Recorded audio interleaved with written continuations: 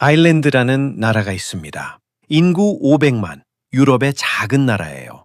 이 나라 전체 전력의 21%를 데이터 센터가 먹고 있습니다. 올해 안에 32%를 넘길 거라는 전망이 나와요. 국민들 쓸 전기가 없어요. 블랙아웃, 대규모 정전 경고가 매년 나옵니다. 근데 이게 남의 나라 얘기가 아닙니다.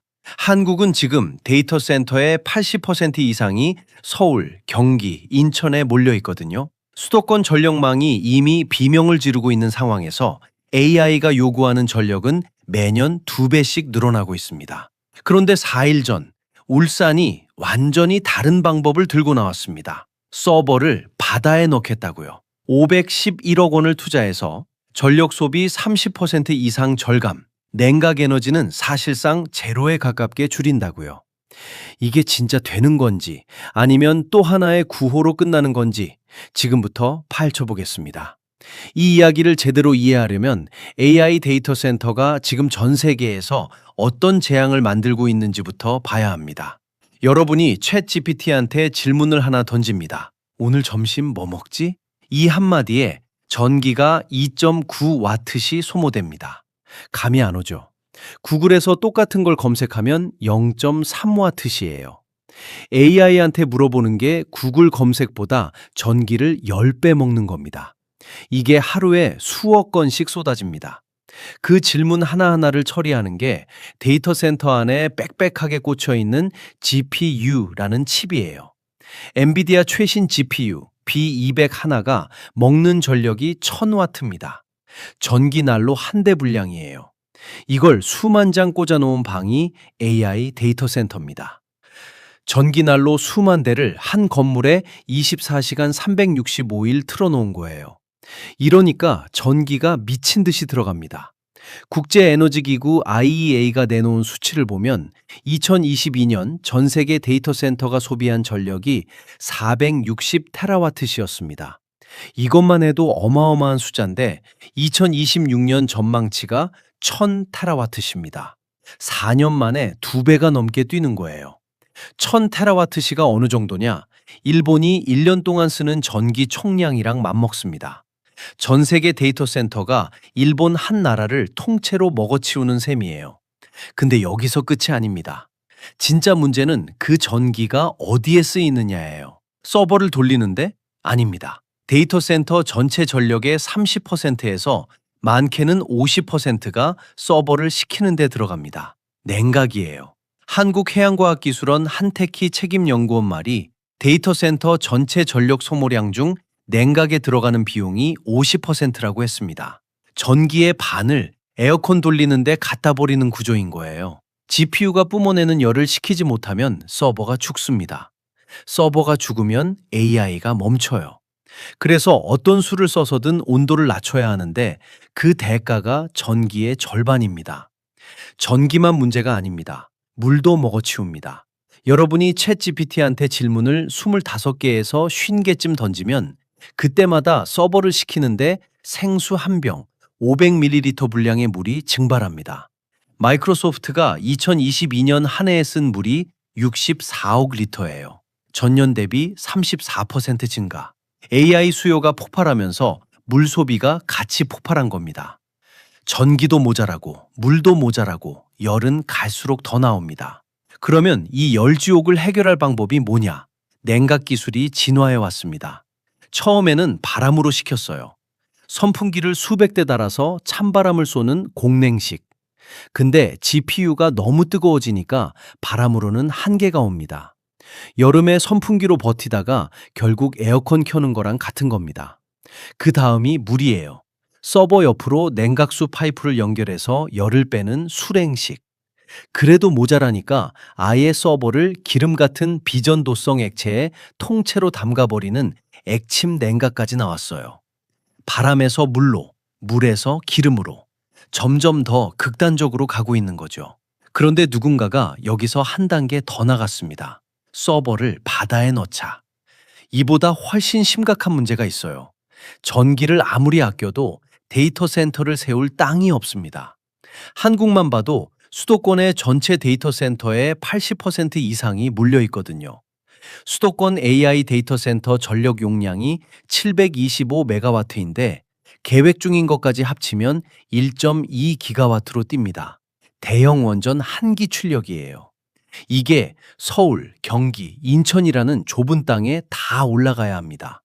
전력망이 버틸 수가 없어요. 변전소는 포화 상태고 송전선 증설하려면 수년이 걸리고 주민 반대에 부딪히면 10년이 걸립니다. 땅도 없고 전기도 없고 전력망도 못 버티는 삼중고. 이 상태에서 AI 수요는 매년 곱절로 늘어나고 있습니다. 바로 이 지점에서 2018년 마이크로소프트가 미친 짓을 합니다. 서버 855대를 원통형 철제 캡슐에 집어넣고 내부 공기를 전부 빼고 질소로 채운 다음 스코틀랜드 오크니 제도 앞바다 수심 35m에 가라앉혔습니다. 프로젝트 이름 나틱. 2년 동안 한 번도 안 건드렸어요. 사람이 접근하지 않았습니다. 2020년 끌어올렸습니다. 결과가 충격적이었어요. 지상에서 똑같은 조건으로 서버 135대를 돌렸더니 8대가 고장났습니다. 고장률 5.9%. 바닷속 855대는요? 6대만 고장났어요. 고장률 0.7%. 지상의 8분의 1입니다. 바닷속이 지상보다 8배 안전하다는 게 숫자로 증명된 겁니다. 왜 이런 결과가 나왔느냐? 바닷속에는 산소가 없습니다. 질소로 채웠으니까요. 습기 변화도 없고 온도 변동도 거의 없어요. 지상 데이터 센터에서 서버를 죽이는 세대 적이 부식, 결로, 온도 변화인데 바닷속에선 이 세 가지가 전부 사라집니다. 거기에 사람이 안 들어가니까 실수로 케이블을 잘못 건드리거나 장비를 떨어뜨리는 사고도 제로예요. 냉각은 차가운 바닷물이 24시간 캡슐을 감싸고 있으니 별도의 에어컨이 필요 없습니다. 전기의 절반을 잡아먹던 냉각 비용이 사라지는 거예요. 근데 진짜 무서운 건 바로 있습니다. 마이크로소프트는 이 프로젝트를 접었습니다. 대성공을 거뒀는데 2024년 6월에 공식 종료를 인정했어요. 왜 성공한 프로젝트를 죽였느냐? 이유는 단순하고 잔인합니다. 서버가 고장나면 고칠 수가 없어요. 수심 35m에 가라앉혀 놓은 캡슐을 통째로 끌어올려야 합니다. 서버 한 대 교체하려고 캡슐 전체를 인양하는 거예요. 시간, 비용, 장비 전부 어마어마합니다. 지상 데이터 센터에서는 엔지니어가 걸어가서 서버 한 대 빼고 새 거 꽂으면 끝이에요. 10분이면 됩니다. 바닷속에서는 그게 불가능합니다. 거기에 AI 시대가 되면서 GPU를 수시로 교체하고 증설해야 하는데 밀봉된 캡슐 구조에서는 그것도 안 됩니다. 마이크로소프트 클라우드 운영 총괄 노엘 월시가 직접 말했어요. 우리 팀이 작업했고 성공했다. 하지만 나는 세계 어디에도 해저 데이터 센터를 짓지 않을 것이다. 한마디로 만들 수는 있는데 고치고 키울 수가 없는 구조였던 겁니다. 나틱 프로젝트는 여기서 끝났습니다. 근데 이 실험이 남긴 데이터는 사라지지 않았어요. 고장률 8분의 1, 냉각 전력 제로, 부지 비용 제로. 이 세 가지 숫자가 전 세계 엔지니어들의 머릿속에 박혔습니다. 마이크로소프트가 포기한 그 길 위에 다른 누군가가 올라섰어요. 그러면 이 기술을 대체 누가 이어받았는지 추적해 보겠습니다. 2023년 11월 중국 하이난섬 앞바다에 무게 1,300톤짜리 원통형 캡슐이 가라앉았습니다. 하이란윈이라는 중국 기업이 만든 세계 최초 상업용 수중 데이터 센터예요. 마이크로소프트가 실험용으로 서버 855대를 넣었다면 이쪽은 처음부터 상업용으로 설계했습니다. 캡슐 하나에 서버렉 24개, 서버 400대에서 500대가 들어갑니다. 그리고 2025년 10월 본격 상업 운영을 시작했어요. 숫자로 보면 그 규모가 확 체감됩니다. 이 캡슐 하나가 30초 안에 고화질 이미지 400만 장을 처리합니다. 일반 컴퓨터 6만 대를 동시에 돌리는 것과 같은 성능이에요. 그리고 결정적인 숫자, PUE, 데이터 센터 에너지 효율을 나타내는 지표인데 1에 가까울수록 효율적입니다. 일반 육상 데이터 센터가 1.5에서 1.7이에요. IT 장비가 쓰는 전기 외에 50%에서 70%를 냉각이랑 부대 시설에 갖다 버린다는 뜻입니다. 하이란 윈의 해저 캡슐은 PUE 1.1 이하를 달성했어요. 냉각하게 쓰이는 에너지가 거의 없다는 겁니다. 차가운 바닷물이 에어컨을 대신하니까요. 근데 하이란 윈은 하이난에서 멈추지 않았어요. 상하이 닌강 특구 앞바다에 2호 프로젝트를 띄웠습니다. 우리 돈으로 약 3천억 원 규모. 여기서 진짜 무서운 건 이겁니다. 이 프로젝트 전력의 97%를 바로 옆 해상폭력발전으로 공급해요. 바다에서 전기를 만들고, 바다에서 서버를 시키고, 바다에서 데이터를 처리하는 거예요. 완전한 해양 데이터 센터 생태계를 만들어버린 겁니다. 최종 목표는 캡슐 100개 배치. 다 깔리면 축구장 10개 넓이의 땅을 안 쓰고 10만 톤 넘는 깨끗한 물을 안 쓰게 됩니다. 여기서 우리가 진짜 봐야 할 건 따로 있어요. 마이크로소프트가 풀지 못한 유지보수 문제를 중국이 어떻게 넘었느냐. 나틱은 캡슐 하나를 통째로 밀봉해서 가라앉혔습니다. 고장나면 전체를 들어올려야 했어요. 하이란 윈은 설계 자체를 바꿨습니다. 모듈형이에요. 개별 서버렉 단위로 교체가 가능하도록 캡슐 구조를 재설계한 겁니다.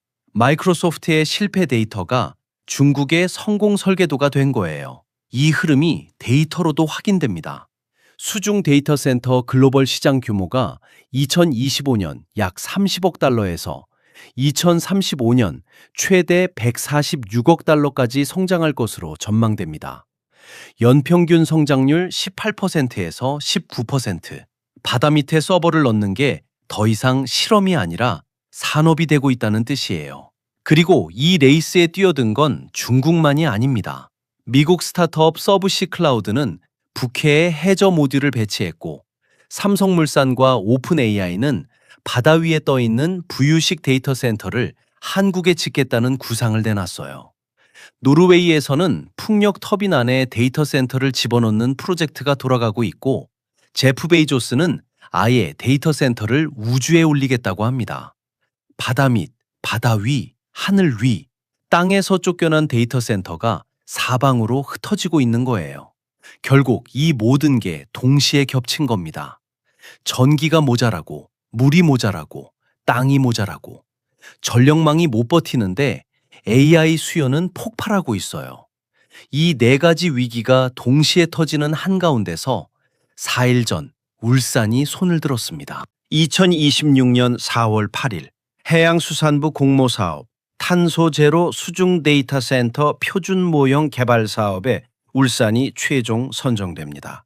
총 사업비 511억 원, 국비 400억에 지방비와 민간 투자 111억.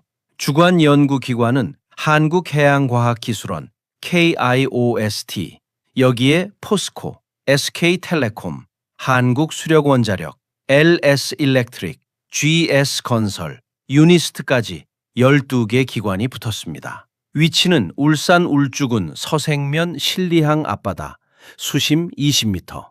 목표는 2030년까지 20메가와트 이상 초대형 수중 데이터 센터의 표준 모델을 만들고 2031년부터 상용화 단지 조성에 들어가는 겁니다.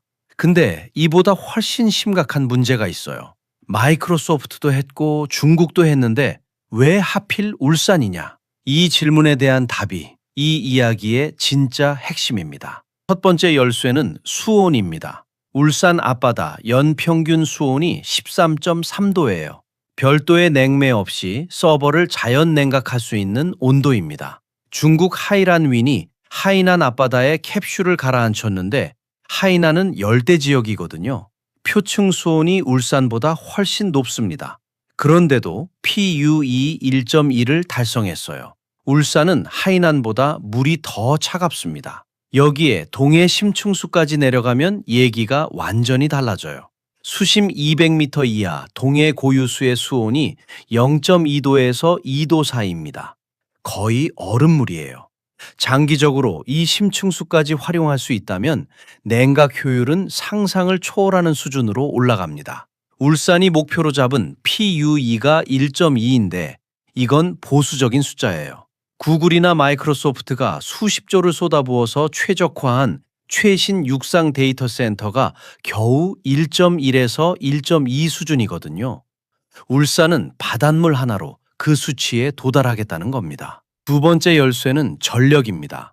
그리고 이게 울산을 전 세계 어디에도 없는 입지로 만들어주는 결정적인 조건이에요. 바로 오늘 4월 12일 세울 원자력발전소 3호기가 첫 시동에 성공했습니다. 140만 킬로와트급. 이 원전의 역사가 좀 기가 막혀요. 2016년에 착공했는데 2017년 탈원전 정책으로 공사가 멈춥니다. 시민 공론화를 거쳐서 겨우 재개됐어요. 그 뒤에도 경주 지진으로 내진 설계 강화, 환경법 개정으로 설계 변경, 준공이 5번이나 미뤄졌습니다. 착공 10년 만에 드디어 시동이 걸린 거예요. 하반기에 상업운전에 들어가면 울산 전력 수요의 37%를 이 원전 하나가 공급합니다. 여기에 세울 4호기까지 완공되면 부산 울산 지역 원전이 총 10기가 됩니다. 울산의 현재 전력 자립률이 103%예요.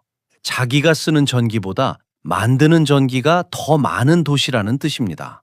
세울 3, 4호기에 부유식 해상풍력까지 추가되면 전력 자립률이 300%까지 올라갈 전망이에요. 쓰는 것에 3배를 만드는 겁니다. 한번 계산해 볼게요. 아일랜드가 왜 블랙아웃 직전까지 몰렸느냐? 데이터 센터가 전력을 먹어치우는데 그 전력을 만들 발전소가 부족하기 때문입니다. 한국 수도권이 왜 전력망 과부하에 시달리느냐? 데이터 센터 100개 넘게 좁은 땅에 몰려 있는데 발전소는 멀리 떨어져 있기 때문이에요. 송전거리가 길어지면 손실이 커지고 변전소에 부하가 걸리고 전력 품질이 떨어집니다. 울산은 이 구조가 완전히 뒤집혀 있어요. 원전이 바로 옆에 있습니다. 데이터 센터가 전기를 먹는 곳과 전기를 만드는 곳 사이의 거리가 거의 제로에 가까운 거예요. 이런 도시가 전 세계에 몇 개나 되겠습니까? 세 번째 열쇠는 이미 깔려있는 인프라입니다. KIOST가 울산 서생 앞바다에 해저과학기지를 구축하고 있어요. 수심 30m, 가로 25m, 세로 15m, 높이 7m짜리 플랫폼. 3명이 30일간 체류할 수 있는 수중 구조물입니다. 여기서 이미 수중 통신 실증, 해수 냉각 시스템 실증이 진행되고 있어요. 수중 데이터 센터 모듈과 해저기지가 같은 해역에 공존하는 겁니다. 기술과 인프라가 이미 바닥에 깔려 있다는 뜻이에요. 게다가 울산에는 현대중공업이 있습니다. 세계 1위 조선소. 1,300톤짜리 내압 용기를 설계하고 제작할 수 있는 역량이 이 도시 안에 있어요. 중국이 하이란민 캡슐을 만들 때 가장 어려웠던 게 1,300톤짜리 원통형 내압 용기 제작이었거든요.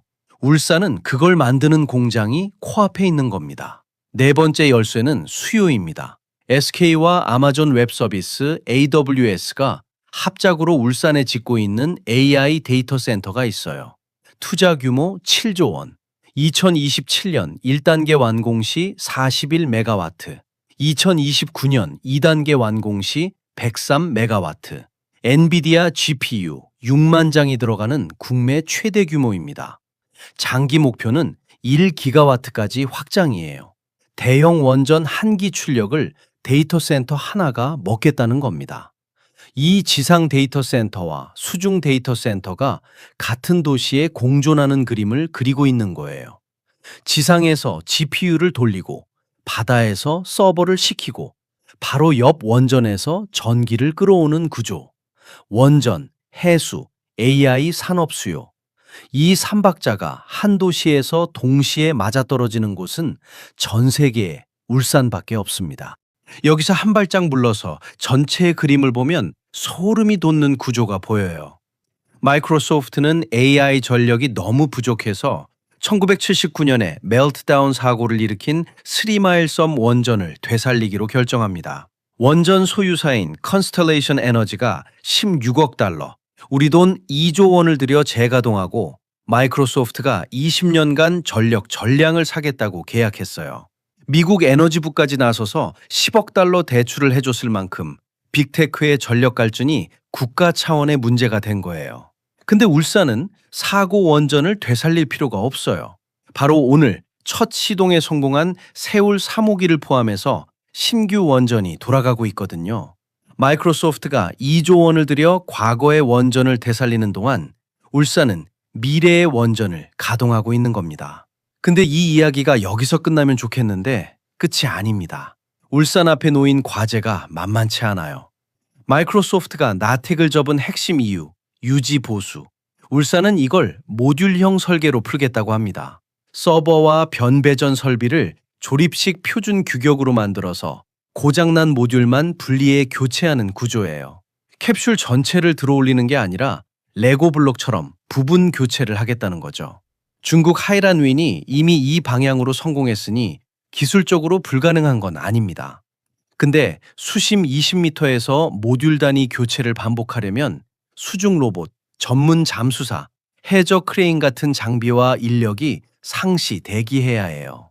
이 유지보수 체계의 경제성이 증명되지 않으면 마이크로소프트와 같은 길을 걸을 수 있습니다. 해양 생태계 문제도 있어요.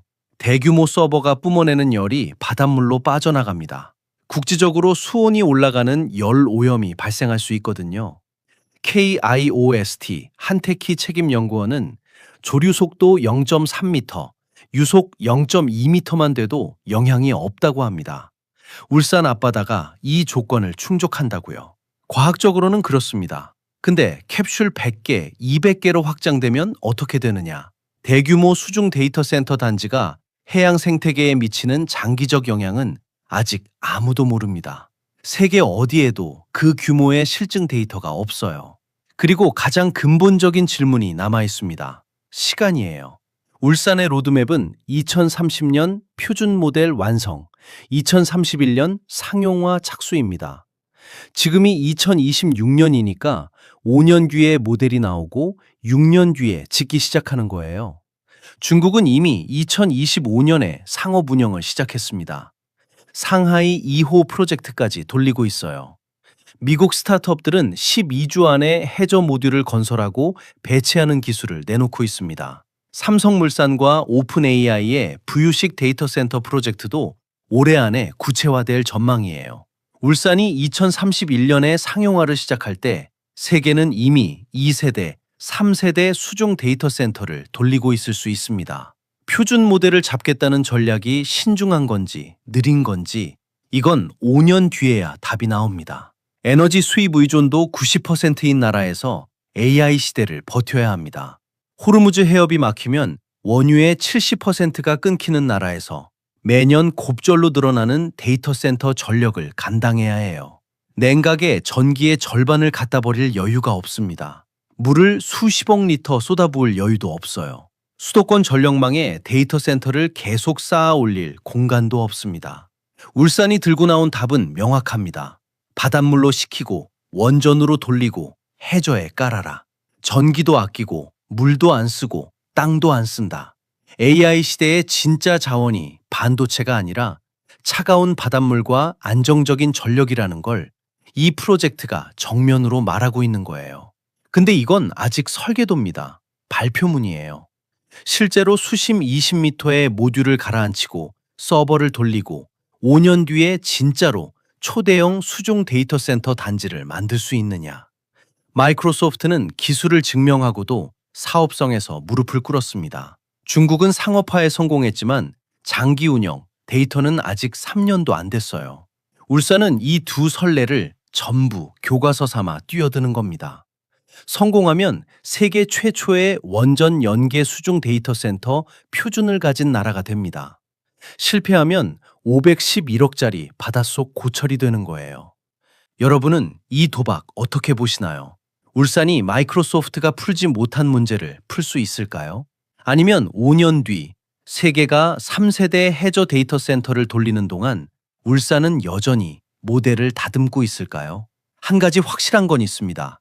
AI 시대의 진짜 희소한 자원은 반도체가 아니라 차가운 물과 안정적인 전기예요. 그리고 한반도 동남쪽 끝에 그 두 가지를 동시에 가진 도시가 하나 있다는 겁니다. 댓글로 여러분 생각 남겨주세요. 오늘 영상 도움이 됐다 싶으면 좋아요 한번 꼭 눌러주시고요. 궁금한 거 있으면 댓글로 남겨주세요. 제가 또 밤새서 파헤쳐 올게요. 구독이랑 알림 설정 꼭 해두시고 다음 영상에서 또 뵙겠습니다.